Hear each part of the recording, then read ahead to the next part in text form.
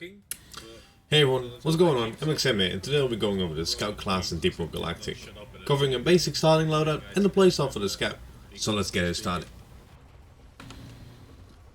So let's get started with our basic loadout. So first off, the assault rifle. We'll start out with the gyro stabilization. The reason why I started with the gyro stabilization is because the fire rate on the assault rifle is already pretty good, and otherwise you're going to be chewing through ammo like there's no tomorrow. We want accuracy over volume when we're putting rounds down range. So next up is increased caliber rounds. Just get the nice +2 damage going. There's no need to get the expanded ammo bags. If you know what to shoot, you won't be burning through ammo that quickly, especially if you have your increased damage going.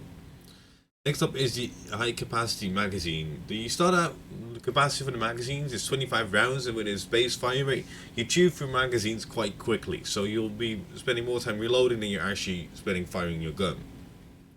Because of that, we're going for the high capacity magazine, especially since the improved propellant only adds 1 damage, and the floating barrel doesn't really add anything for recoil reduction or increased fire rate. Just learn to control the recoil of your gun as is.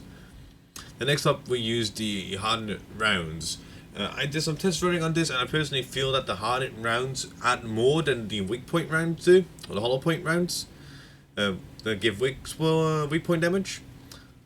So I prefer to get the hardened rounds to deal easier deal with the armored grunts, for instance. And once again, we don't need to improve fire rate. The default fire rate is good as is. And then lastly, I use Battle Frenzy.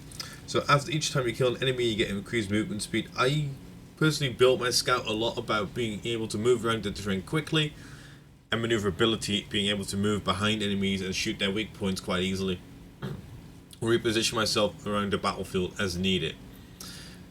The other one that I could say is somewhat useful is Battle Cool, so you increase your accuracy every time you kill an enemy.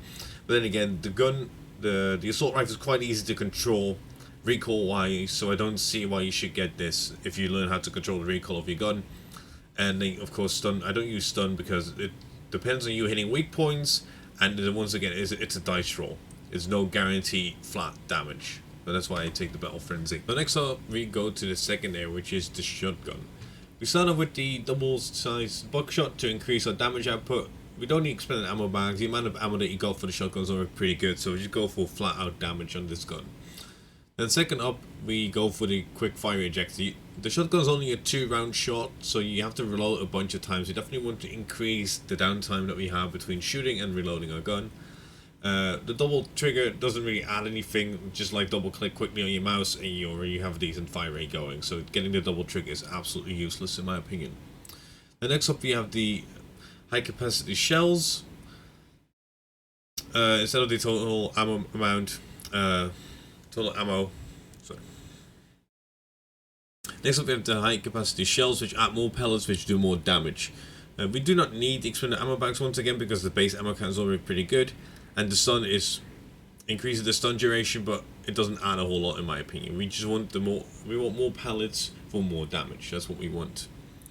Then next up is the improved blast wave. What the improved blast wave does, it adds more damage to your shotgun.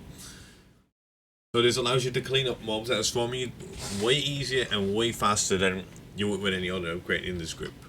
The blow through rounds might be useful, since in this case it will penetrate and you'll be able to clean up waves quicker as well. But definitely the tungsten coated buckshot isn't worth it. The amount of armor breaking damage that it gives you extra is, in my opinion, neglectable compared to what the improved blast wave does or what the blow through rounds might do.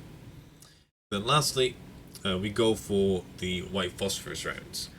The reason why we go for the white phosphorus rounds and not the fear the boomstick is because you once again have like this proximity fear chance, so you're rolling a dice roll, and you already have the reload increase from the second perk, and this is only when you don't have the weapon equipped. The only downside of giving the white phosphorus shells is when you use a cryo grenade to freeze up a Praetorian, you are no longer able to two-shot it with your shotgun, because once you give it the first shot, it will unfreeze and you have to refreeze it again.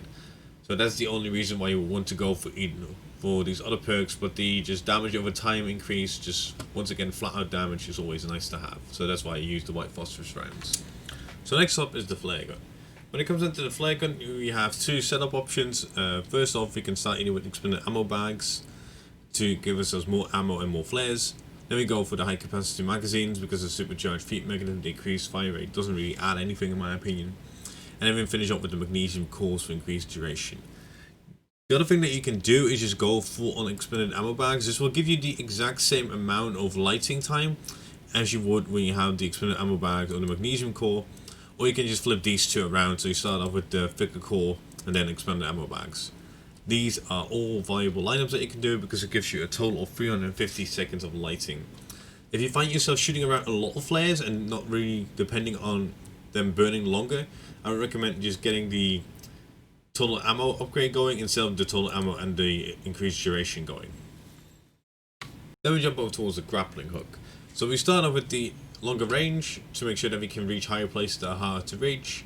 And then the second one, of course, is also the increased range. This gives us a total of 30 range, which comes in handy, especially if you need to get out of a dicey situation and you don't have something you can grapple on quite easily.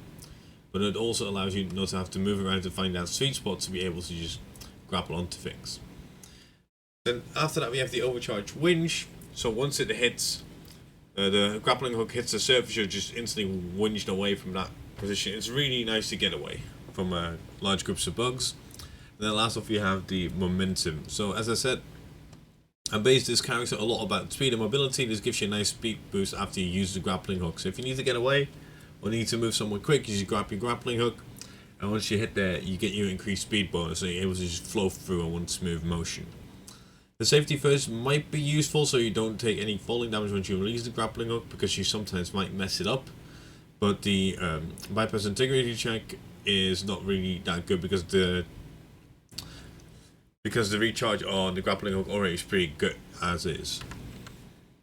Then next up we start off with the grenades. The IFG is a decent starting grenade, but in my opinion you want to go for the cryo grenade as quickly as possible, because once you freeze up any monsters that are found on Hox's 4, it's quite easy to just completely kill them or do a lot of damage to them. For instance, a Praetorian, if you don't have the pyro upgrade on your shotgun that we discussed earlier, once you freeze up a Praetorian you can two-shot it with your shotgun by just freezing it up, and the range is large enough that you can freeze up 2 or 3 at a time. So this gives you an idea of how powerful the cryo grenade is. So now we arrive at the last piece of kit that we need to cover. So for you that haven't seen my engineer guide and don't know how I built my rigs, is I built them a lot around recharging of your shields, because shields are temporary damage while health damage is more permanent. So because of that we start off with improved regenerate. This helps our shields to recharge sooner and make sure we have that temporary health back up again quite quickly, which is way better than anything else that we got here. Then the second one is the overcharger, so your shield can absorb more damage before it finally breaks. So once again, a bigger pool of like regenerative health, if you want to say so. Then of course we have the shock absorbers, which is the only upgrade we can get here. And then lastly we have the shockwave, so there's damage to enemies around you in the process, so it's quite easy to get rid of swarmers and spawns, which might just mess you up if they keep close to you, and it helps you clean up quite quickly.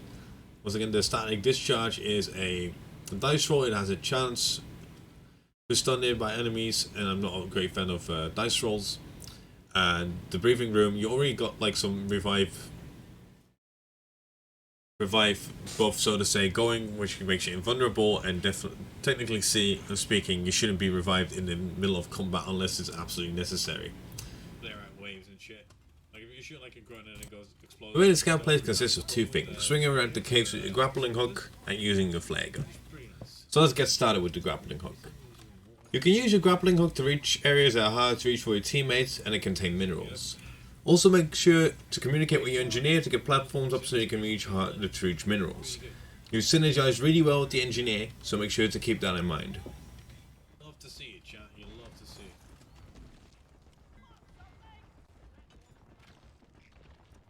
Come on, shoot it.